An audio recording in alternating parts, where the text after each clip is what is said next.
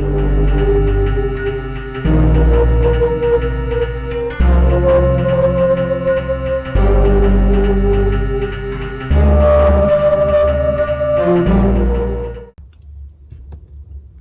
it's Frank. Welcome back to the crypt. I said I would do these a bit more often, so what I'm going to do is do a weekly summary of activities, throw out some numbers and trying to track for myself where I'm at and where things are heading, just to show some progress and any sort of tips or tricks or anything that I've noted during the week, I'll also put in there as well.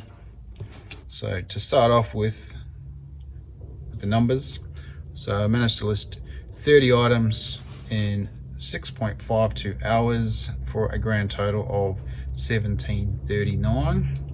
So not too bad. I'm pretty happy with how that is. A lot of those are built up from bulk lots of books, kind of the cream that I've had sitting just in bundles ready to go.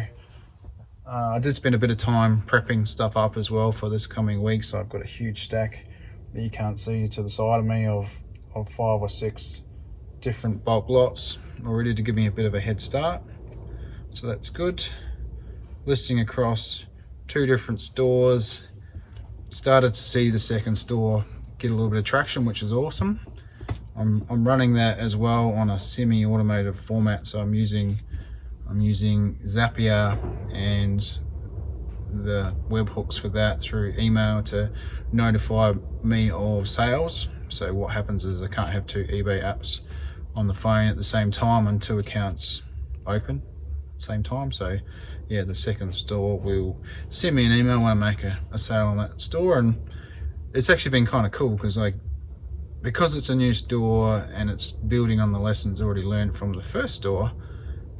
I'm kind of getting that excited feeling back when I'm selling stuff, because the stuff in the second store is kind of all the cream that I've been collecting over the last few months and just haven't got around to listing yet. So, you know, I'm making $50, $60 sales, which are only costing me a few dollars, and you're talking like 8 to 10x type returns on some of the stuff, and hopefully that will be the norm going forward. And the idea of the 2 stores is to separate that out.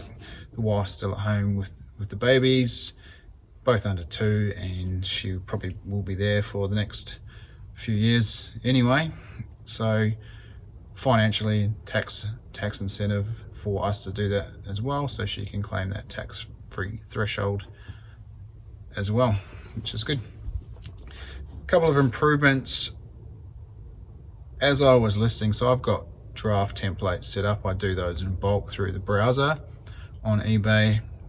So example of vintage books, I'll just select, you know, one of those drafts, open it up, it's got everything in there, bulk edited to include things like the weights and shipping policies, payment policies, return policies, all that sort of stuff. But I found as I was going through various listings that I was getting things that needed to go into the description, like faults such as, you know, this book has yellow pages or whatever, and I'm thinking, oh, I really should write that down and turn that into a text expander.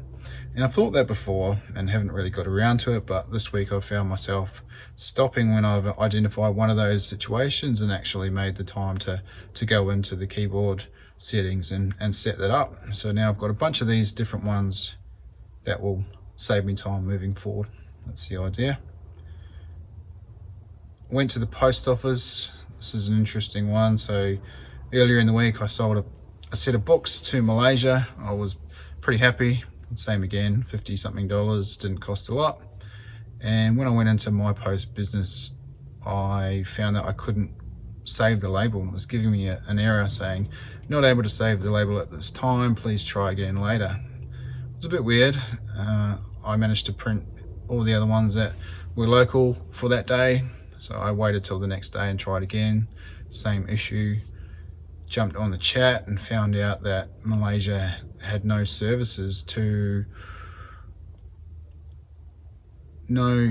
all services but one, which was courier, international courier, were suspended to Malaysia.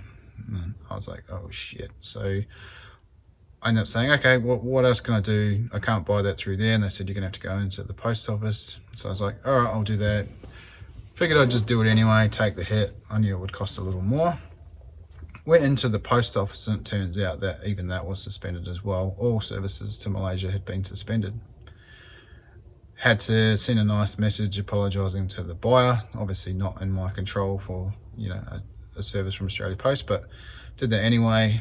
And it turns out that there's a link or a section in that website that you can go and have a look of what services to what countries are currently current, which was good. But the one to Malaysia actually was a recent announcement, and that particular link hadn't been updated either. So yeah, summary: pay to keep an eye on services to international locations if you're shipping there a lot for those notifications, because that's exactly why eBay still let that sale go through, because it was a somewhat new announcement in August, and they obviously hadn't, you know, eBay hadn't pulled the recent data into the shipping.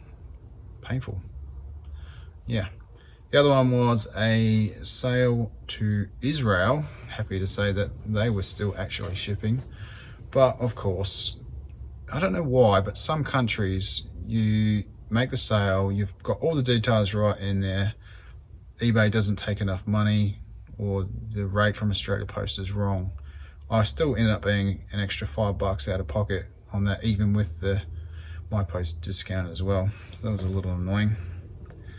That's pretty much it. Nothing else really to report. I'm just ticking away. I think this will be a good way to keep me motivated as well. Oh, I've been sourcing one time, did a bit of a weekend trip just to the local two church op shops, a couple of little bits and pieces, but I've been very selective with what I've been picking up, and I spent, I think it was $10 or something for some decent stuff as well. So that was good. Part of my goals for this year, and based off the data from last year and the dashboard tracking, was that sourcing, although awesome, was way too extreme. And I allocated myself this year 52 hours for the entire year to do sourcing, and unfortunately I think I'm down to about 12, so I've already spent 40 hours sourcing in the space of 3 months. So yeah, it's going to be a long summer of listing stuff in this shed, and it's probably going to get hot in here now that I'm thinking about that, and probably need to get a fan. But yeah, so 12 hours to go. The only exception to that will be the 2 days for the garage sale trail, which I'll do again with Robbie Hollywood. We've done the last couple and smashed it both times.